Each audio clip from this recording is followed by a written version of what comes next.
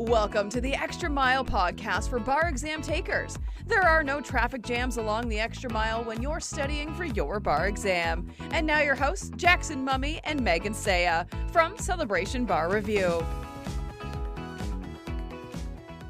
Welcome, everybody. It is the last Wednesday in June 20, and we are really glad to have you here. Megan, hi, how are you?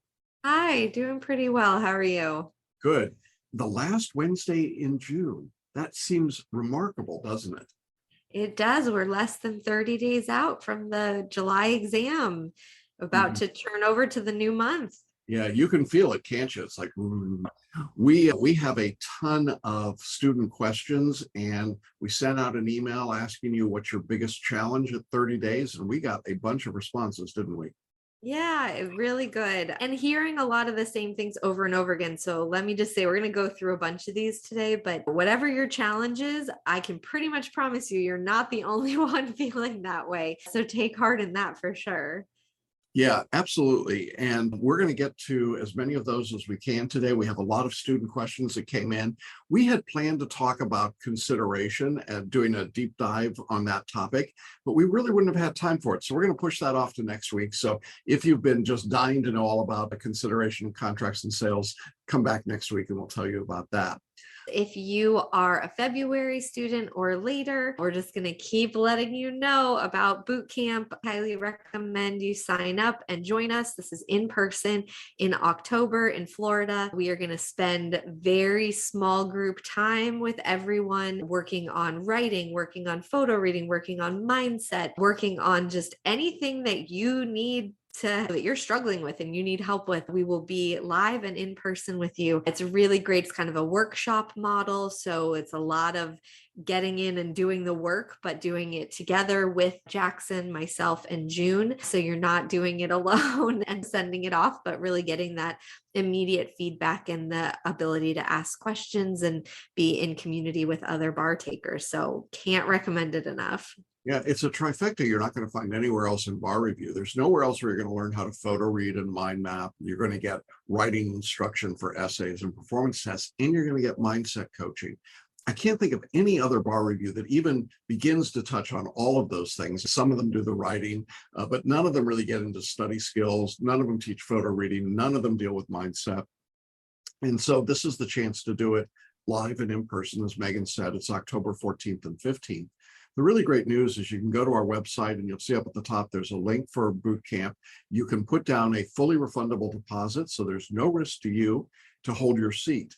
Now, we're only going to accept 15 students into Bootcamp, and we're beginning to fill up those spots. So if you are thinking even a little bit about the possibility of attending Bootcamp, you want to jump in now, put in your deposit, and reserve your seat. You'll have to make your final payment by September 10th. If you choose not to make that payment, your deposit is fully refundable and you lose your seat and the next person on the wait list will get it. So it's first come, first served, and we are starting to see some real interest. So I encourage you to check that out on the website. Just follow the link for Bootcamp. Great. All right. And our last announcement, Jackson and I actually hopped on and did a little quick live chat about this, and we posted it as well to your course, but we wanted to make sure that we touch on it again because it's really important. And that is what's happening for July takers with all of the new Supreme Court decisions. So obviously in the last few weeks, and we're anticipating next week as well, there will be decisions, or I guess in the next few days, there will be decisions coming down and have been decisions coming down that dramatically change some constitutional law principles. And so what's going on for the students who are taking the bar exam in July? What should they know? What should they study? What are they supposed to do if something comes up on the exam that touches on these? Yeah, it's a simple answer. It won't impact you at all. You're in a time capsule, a bubble. We want you to assume that the world is as it existed on May 1st of 2022, and everything that's happened in terms of this current Supreme Court term, the examiners have told us it is not going to be on the test in July. So you're completely free to ignore all that. So Miranda is still good law. Roe v. Wade is still good law. All of the privacy protections are still good law. The gun legislation or the gun case didn't exist. So everything that existed before this term is the rule that you're going to be tested on. Now, it's going to be different in 2023 for sure, and we'll deal with that then. But for July bar takers, nothing changes. You don't need to be reading or following that for the purposes of the bar exam. And as Megan said, we expect another, I think, 6 or 7 fairly major decisions coming in the next week. None of those will be on the bar exam either. So all of the things that we've got an EPA case that's going to be big for administrative law. We've got Biden v. Texas, which is going to be immigration. None of that. So that those will be coming down in the next few days. None of those are going to impact the July takers. So I know, Jackson, you mentioned this on the discussion that we had a few days ago. Yeah, exactly. And if you are struggling at all with just the emotional weight of this as well, we talk about that on the call. And like, how do you deal with that piece in terms of just there's a lot of big emotions happening right now, but you're also trying to study for the bar, and it's just can be really overwhelming. And then also know that we are here for whatever you guys need. And we're always here to help as you study for the bar and to help you with whatever resources you're looking for to be able to take and pass the bar exam whenever you're ready to do it. And I want to just reassure you, you still have enough time to study, you still have enough time to prepare and to pass the exam. We also know that this is the time when the calendar flips from June to July, when we tend to see people postponing. We encourage you to try and hang in there and take the exam. I think, and what I'm seeing is we're going to have fewer people sitting in these exams across the country. That's an interesting trend. So if you can sit in this exam, I think you should, but certainly there's no penalty to you if you decide to postpone. Great. All right, so let's move on to some student questions. Next is, with 1 month left until the exam, I would like to focus on practicing only actual NCBE produced MBEs. Can you please help direct me to the right practice material that contains those?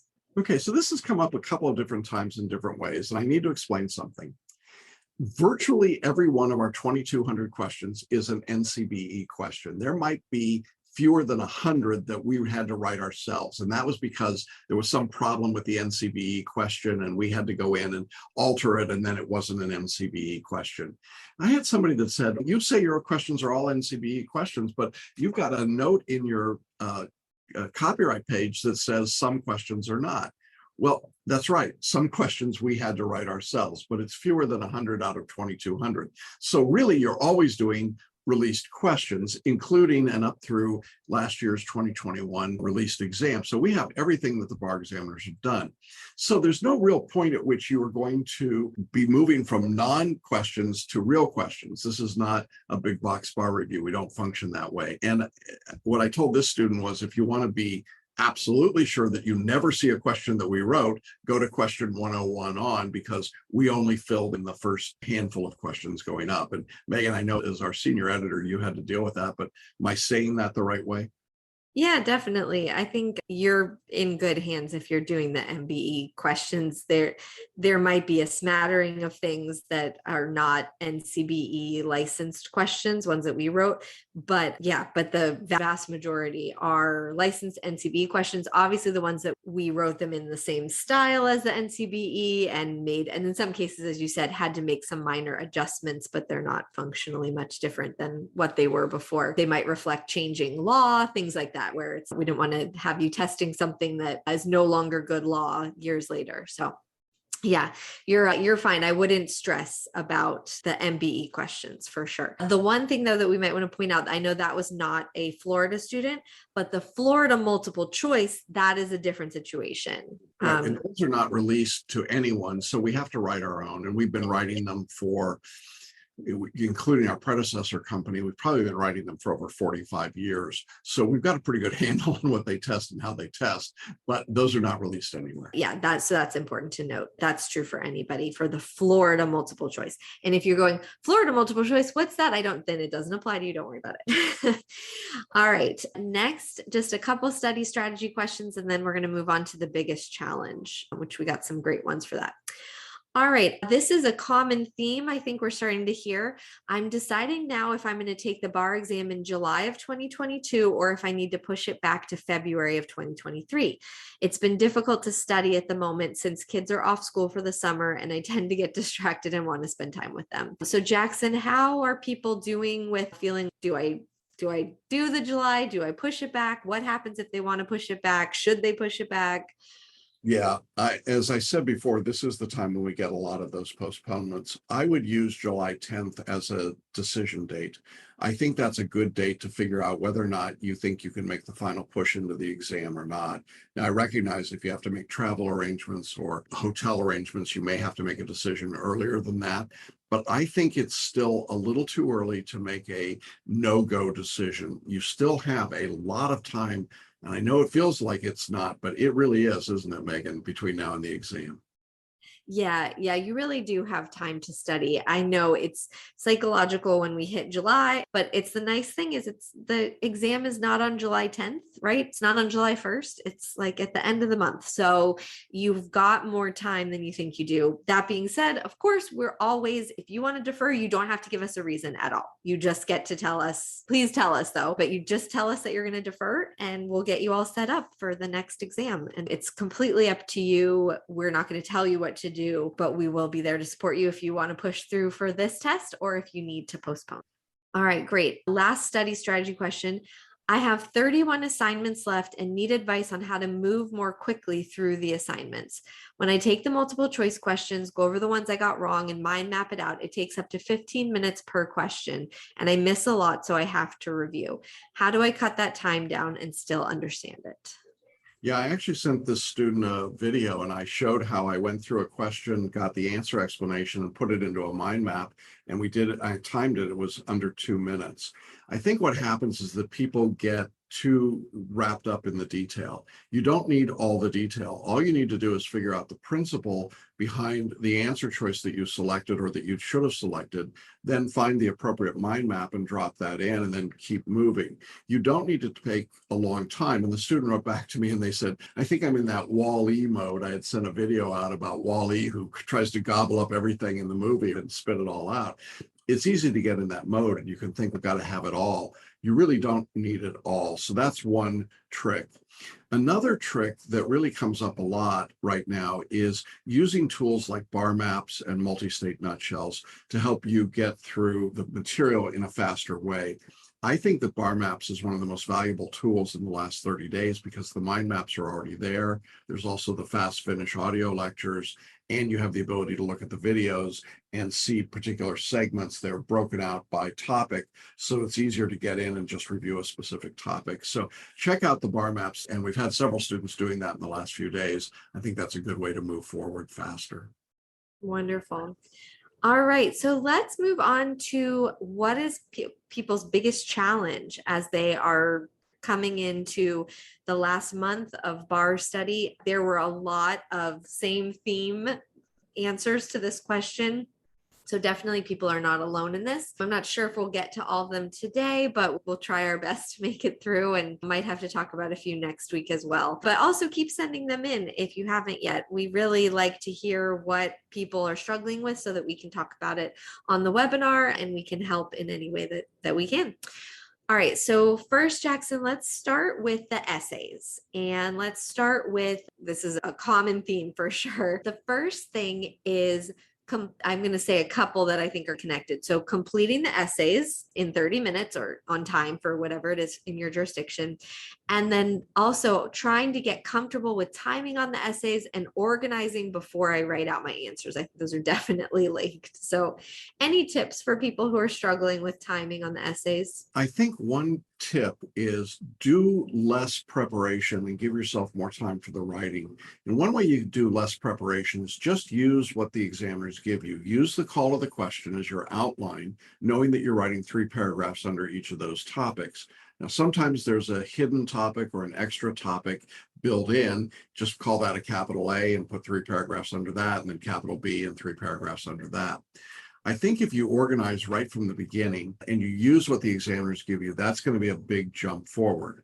I would also say that while we explain the idea of the players, the events, the call of the question, and the conflict pairs, I think of those as training wheels on a bicycle. They're really the tools that help you begin to think about a problem. But after you've done enough problems, I think it comes almost naturally or second nature. And as you're reading the problem, you're already thinking through that. And I don't use conflict pairs unless I'm not clear on what the actual dispute might be, or if it's a complicated fact pattern.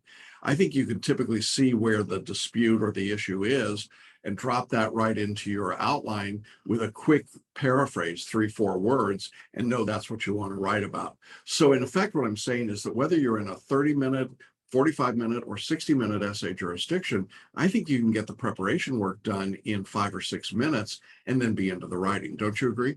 Yeah, 100%. And I think that what you want to do is work really smart where you're not having to repeat yourself. So what I always advocate for is to put your outline and those real quick statements or notes about the conflict directly into the essay box where you're going to submit your answer and then build around it. So go ahead and create that outline structure in that final box and then go in under it and put your 2 parties under each conflict, and then go in and next to each party, just give us short little like, what's their argument or what law do I think they're going to rely on or whatever, make a couple notes. Do that for the whole essay. And then once you start writing, it only takes a few minutes to do this. Once you start writing though, you already have 100 words, right, in your submission box. Don't make more work for yourself by creating it somewhere else, writing it down somewhere else, whatever, and then having to transpose things over.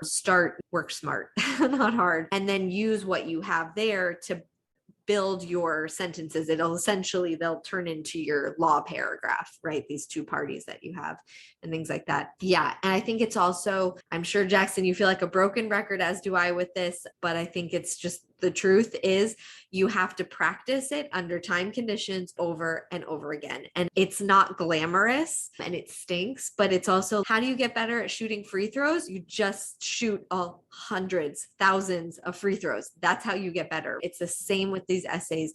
If you're struggling with the timing, you just have to keep doing them under time conditions over and over again until you have that muscle memory and you don't have to think about it anymore and it just flows naturally. But yeah, it means putting in a ton of work. So we recognize that. Yeah. I think when somebody says to me, I only wrote 4 or 5 essays before the exam, I'm pretty sure that's not going to work for people. You just got to do more than that. Definitely.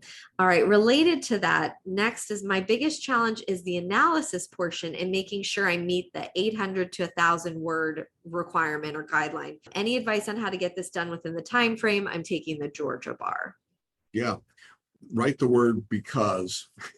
That's what you need in the application paragraph. Tell us who wins. And Georgia really is explicit about this. They actually don't care what result you reach. And they say that. They write that and say, we don't care. But what they want to see is your reasoning. So the word because and what comes after that is really the key to the 3rd paragraph. And that's true in every jurisdiction. Tell us any additional facts, any additional law, any additional arguments that support the conclusion that you've reached. So your 3rd paragraph really becomes a balloon that expands based on the complexity of the question. Sometimes the 3rd paragraph is relatively short if it's a procedural item and there's really only a very narrow problem to be resolved. But sometimes it's a big problem with a lot of nuance and a lot of ambiguity, and that gives you a perfect opportunity to add to that 3rd paragraph. Now, as Megan was saying, if you're setting up your outline and you're filling in keywords and you're going through, you get your entire answer written with at least a couple of sentences in every paragraph from the beginning of the essay to the end. And then you look up and you say, oh, I've got 5 minutes left. Great. Go to the more difficult subject and then go to the 3rd paragraph. That's the paragraph you expand on, not the fact paragraph, not the law paragraph, but the application paragraph, and do more explanation about why you reached the conclusion you reached. So that's my take to that student. Yeah, the only thing I want to add is, and I don't know who did this, so if you have not worked with me with the personal writing workshop yet, please do it. I would love to spend 30 minutes and then another 30 minutes with you going over what technically you can do to show. It's one thing to say, oh, show your work. What does that look like? How do I do that? Talk to me, please. This is like what I do. I really love making this clear and understandable for people. So please, if you haven't talked to me yet, I would really love to have that opportunity to talk with you with a writing workshop or with an hourly coaching where you can send me specific essays. All right, next, again, related. There's just a lot of related things here, but I love it. Biggest challenge is trusting that I don't need to memorize the law. For the essay component, if I don't remember the elements of the law for a particular subject, what are some ways I can make the law to show the examiner that I know the law and or understand how to apply the law? Yeah, they're not interested in your recitation of the elements in any jurisdiction. What they're interested in is, can you make an argument? And then can you identify what the law would have to be to support that argument on both sides of the dispute, and then reason to a conclusion?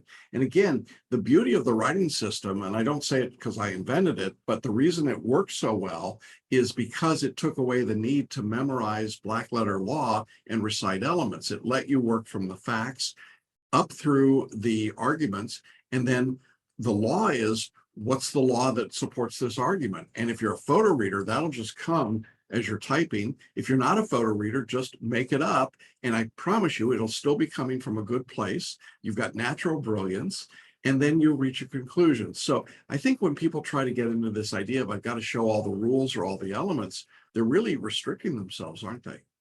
Yeah, I think when you get stuck, you would, again, I talk about this with students who struggle with it in the personal writing workshop, but it's basically that you use the facts to come in through the back door if you don't remember where the front door is. Okay. So again, this is very much do the personal writing workshop with me. Ask me this. I can really walk you through it in a way that I can't in 2 minutes on the webinar, but there are ways to use the facts to help either jog your memory about it or to make you see that has to be right. They gave me this fact. Why did they give me that fact? Because it must be important to something, right? There's a reason why they bothered to write this fact down in the fact pattern. So anyway, we can get into it more if you want to talk with me about it. I think that's definitely what you want to be doing. So I think that this process of writing, it comes through repetition and through practice. It comes also with coaching. And so getting the coaching from Megan or from me is really invaluable. And if you're thinking, I can't afford it, the truth is you almost can't afford not to do it if you're struggling with any of these things. Now, if you're getting it and it's all right, great. But really, if you're struggling, at least do the writing workshop with Megan or buy an hour of coaching with one of us, and it'll make a big difference for you. All right, next is someone with performance test struggle. So they said improving, but again, related, improving on my time management when completing a performance test specifically. I find it difficult to move on from the library or the file before I dive into writing my answer. I know this is not the right approach and I need to let go of the feeling of needing to have all the information before I start writing. I need to address how to spend the right amount of time writing the answer so I don't run out of time. Yeah, and we talk about this in the performance test workshops, but essentially we only want you to spend 10 minutes in the library and 10 minutes in the file. And I use the example of going to the grocery store. When I go to the grocery store, I go up and down every aisle because I have no idea where I am. It's a foreign country to me. Stop laughing, Megan. But when I've got a list and I know exactly what I'm supposed to do, and the list says go to aisle 7 and buy the milk, I can do that. I'm in and out of the store in a much shorter period of time.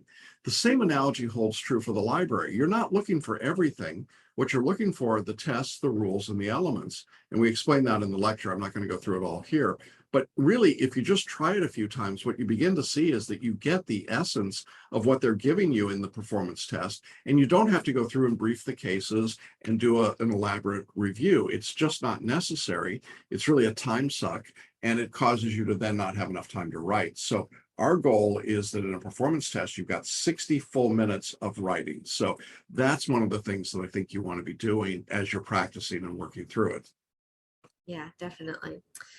All right, next, some different things about the subjects and about broader timing, not on writing something, but the whole study process. All right, first is biggest challenge is getting my mind around all of CivPro. Who needs it anyway? I love that. It's hard to settle my mind to take in CivPro because I don't like it. I've taken the biggest breath and still nope. So if I had to make myself learn one area of CivPro just to get as many points as possible, where should I focus? Or should I even do that? It's a great response. I think that one of the things to understand, I talk about how reading is state dependent. And when you say you hate something and you don't like it, you're really putting a barrier up. So as hard as it is, I would open up your brain if you're a photo reader for sure. And I would say, in setting your intention, I want to embrace civil procedure as a subject and really begin to enjoy it and understand it. You set that intention in your non-conscious, that will help you. Now, if you're not a photo reader, it's a little more challenging, but I think the idea is still the same. You want to embrace the subject and say, how could I use this? What will this be in terms of valuable to me in practice? And I want to learn it that way. If I had to identify one part of the subject, the subject that's clearly the most important is jurisdiction. Federal jurisdiction is almost a sub part of civil procedure, and it gets tested frequently. So I would know the jurisdiction rules, I think, before I got into the minutia of civil procedure. That's just my take. Would you have a feeling about that, Megan? No, I think that's probably true, but I really hesitate to even say that because you have to learn civil procedure. You can't just learn jurisdiction. You're not going to pass the bar if you only study jurisdiction. Megan's giving you the hard truth. I was trying to give you the easy way out, but she's right. It's on the MBEs and it's an essay, testable subject in the essay. So I really do think you need to study it. I think that, like you said, Jackson, I really like the idea of find a way that it matters to you, because the truth is Civ Pro really does matter. It really touches on a whole lot of areas of law. It's not going anywhere. I guess I'll put it that way. It's going to stay on the bar forever, as long as there is a bar, because it's really one thing that pretty much every attorney uses at some point or another. And many of them, most of them probably use it daily. Find the part of it that can hook into you feeling, okay, I need to know this. This would be helpful for me in my practice and what I'd like to do, and then go from there. Because I think it can help if you get some sense of this isn't just a throwaway, it's not worthless, but there's actually something that I can learn professionally from this subject. I think that might help for sure. This person must have had the same Civ Pro professor I had 40 years ago. That's all I can say. I'm still scarred from the experience. Next, they're listening to all the lectures they have remaining is taking a lot of their time. They know it's important, but it's taking a ton of time. Yeah, so one suggestion here again is BarMaps, because all of the lectures are sound gapped in what we call the fast finish. So if you're really feeling like you want to hear it, but you don't want to go at the regular speed, this is one of the ways I would do it, is by getting BarMaps and then just listening rather than watching on the screen. Now, I like the idea of the lecture for repetition because it's taking you through and you're able to hear it and read it on the screen. But I do think that the other part about the lectures that I'm hearing a lot right now, Megan, is people are over note-taking. They're doing too much note-taking. They're watching the lecture and they're stopping it every 30 seconds and writing down big notes. I don't want you to do that. I lecture, and I know you do too, in a holistic way. That is, we're trying to give you the big picture. We want to give you that in a flow so that when you're done, then you can take some notes. And I think if you're following that way, you're going to be better off than trying to do detailed note taking. Yeah, definitely. I think that's a great point. And also there's an option, right, to speed up the lectures a little bit if you need to. That's right. You could do that on some of them, but not everyone. It depends on the platform that it's located on. So can't guarantee it to you on every lecture. Definitely. But I think the big thing is to, as much as you're able to let them play and don't pause them. You have enough time if you are letting them play through. You don't have enough time if you're stopping them repeatedly to write things down, take notes. Yeah. All right, let's move on to some lifetime management questions. Those were very popular and came up a lot as well. I thought this was a great one. Knowing what is a priority and what is not in all areas of life, since the bar is high priority right now. Evaluating things that come up in work, family, home to see what's urgent, not urgent, important, not important. Whew, like we got a lot of questions or a lot of responses that were basically can be summed up in that one. I would say that probably the biggest theme of my daily countdown messages is really in that field, isn't it? Of how to manage your time, how to deal with all the competing interests and things going on. And certainly if you think about the politics of the country and you think about COVID and you think about just a variety of things, there's so much coming at you right now. The one thing I would tell you all the way through this is that this is a season. It is not the rest of your life. It is not forever. It is, if you're taking the exam in July, it's 26, 27 days from now. You can do anything for 26 or 27 days. My personal trainer, when I went to the gym, used to tell me, you can do anything for 2 minutes. She lied. I couldn't do a lot of things for 2 minutes, but I can definitely do this for 26 or 27 days. And sometimes that means saying to the people in your world, look, I just can't do everything. Now, we've got the 4th of July coming up. On the 4th of July, take some time and go watch the fireworks. You can give up that hour or two. Take some time and go to the picnic. You can do that. The worst thing to do, as I've often said, is to go to the picnic with your bar review books and be a martyr while you're standing there. That will be bad study. It will be bad karma. It will make everyone else mad at you, and you accomplish nothing. So compartmentalize. Maybe you get up an hour earlier on the 4th and you get some studying done so that you don't feel like you've lost that hour of study, right? Yeah, definitely. You have to be a full human being, even through this. We say it all the time. It's not realistic and it's not healthy to be nothing but a bar studier for the next month. You will burn yourself out. You will drive everyone around you crazy. You'll drive yourself crazy. It's just not worth it. It's not realistic. That being said, yes, the push for this last month may look more intense than it has in the last few months. That's also normal and natural, that as you ramp up at the end here, you may say no to some things that you would have said yes to at the beginning of June or in May. But now that you're at the end, you really need to buckle down and push through.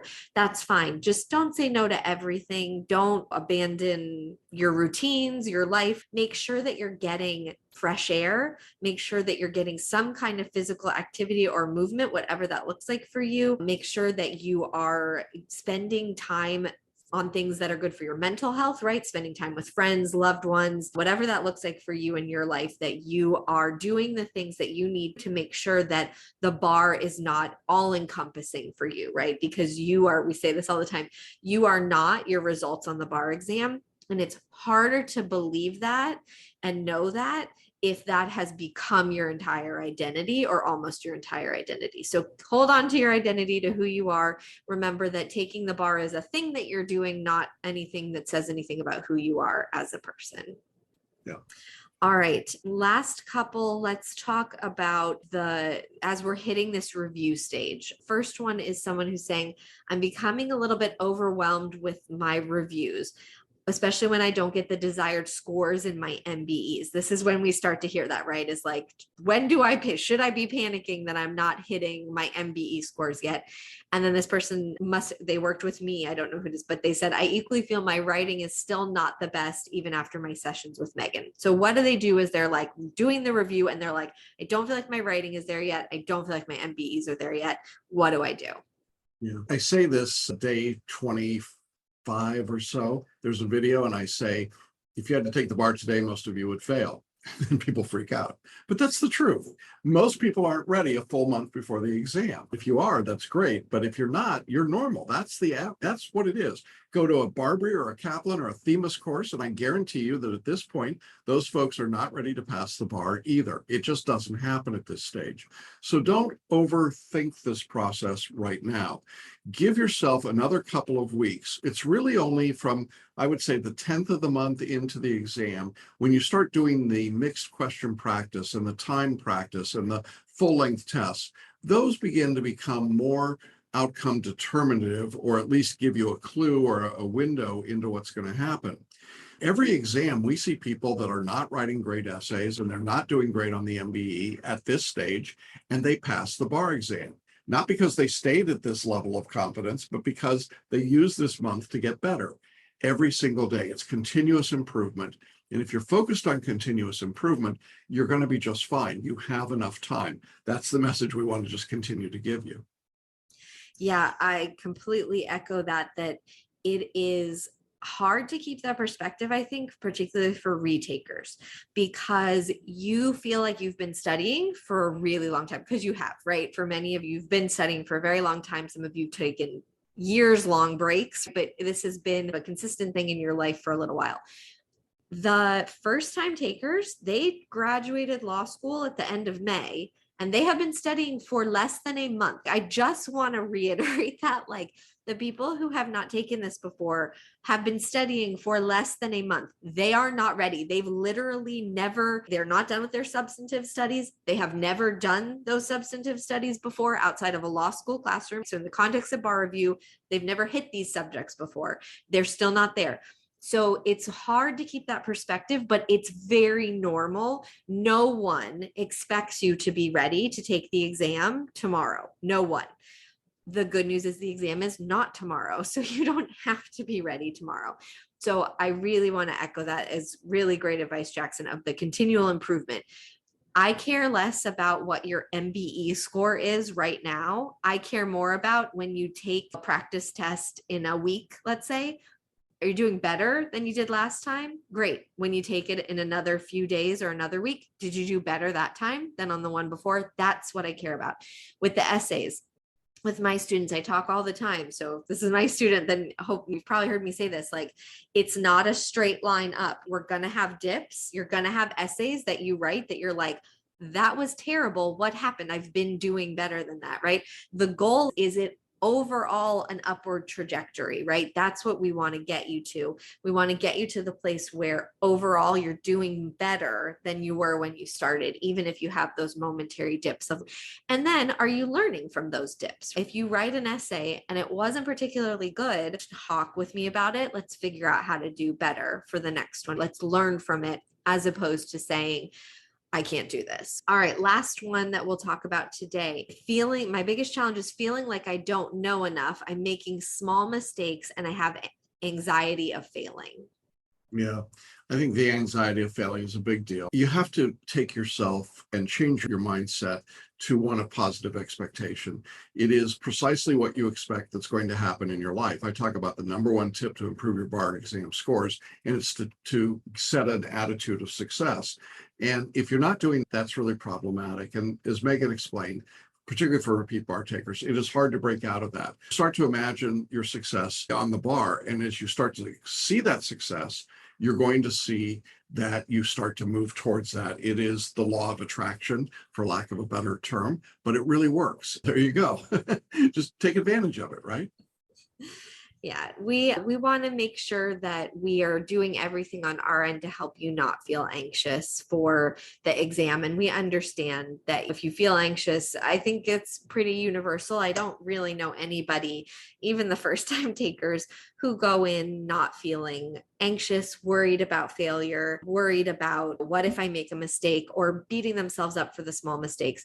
The key is going to be to drop that baggage at the door, right? Just don't bring that into the room with you. Whatever you need to do to get yourself in a good mindset, to trust yourself, to believe in yourself, talking to yourself the way that you would talk to a friend or a loved one, right? Sometimes we're so hard on ourselves, and we would never say those things to somebody that we loved and cared about that we'll say to ourselves about mistakes that we make. So make sure that even now, a month out, that you are treating yourself the way that you would treat someone else who is taking the bar exam, and that you are setting those kind of, I don't know, like a kind of a cushion around yourself, and you're protecting yourself in some cases from yourself, probably, because I'm pretty sure that the people around you in your life are not berating you for missing something on an essay or getting an MBE question wrong. They're saying, that's okay, you can do it. I'm really proud of you. I'm seeing how hard you're working. So make sure that's the way you're talking to yourself as well, and that you go into that exam feeling proud of everything that you've done, whatever the result is. Because again, the result does not speak to who you are as a human being, or your worth, or your moral worth, or your intelligence, or any of that. It's just a test. It's just a really dumb test, to be honest. It reminds me, I watched Doctor Strange in the multiverse of madness, and the scene where the guy's hitting himself in the face. He just keeps punching himself out. That's what some bar takers do to themselves. So I like your idea, Megan, of putting a cushion around yourself and protecting yourself. I think it's a good idea. I think as we wrap up today, and knowing that we're going into this 4th of July holiday, and there's going to be a lot of pressure from families, and there's a lot going on in the world, and we've got a whole bunch of Supreme Court decisions coming down still that are going to be pretty dramatic. In this period of time, be kind to yourself, be gentle with yourself, be kind to your family, give them some time and attention over this weekend. Recognize that you are in the midst of a very important process in your life, for sure. But there is a world going on around us, and you want to be engaged in that world when it's necessary, but you also want to recognize that you have a job to do, and that job is going to reach a culmination at the end of this coming month. And that's going to be a great result for you, and expect that result. We'll be here as always to support you all the way through it. We'll be back next Wednesday with more of these biggest challenges. And I think we'll also try and get to consideration if we can. But boy, these were great questions today, weren't they, Megan? Yeah, I always enjoy hearing about people's biggest challenges near the end here, because I think it just can help people not feel so alone. That if you saw there was a lot of overlap, and I consolidated a lot of questions together because there's just a lot of people feeling the same way. Yeah, you're not alone. You're not alone in any of this, and reach out if you ever feel overwhelmed and stressed about this process, and we'd love to help you out. Absolutely. So we will see you all again next week. Have a good weekend. Have a good 4th of July for those of you that are here in the US and celebrating. And we will see you next Wednesday. Thanks, Megan. See you all later. Bye-bye. Thanks for listening and watching the Extra Mile podcast for bar exam takers at celebrationbarreview.com.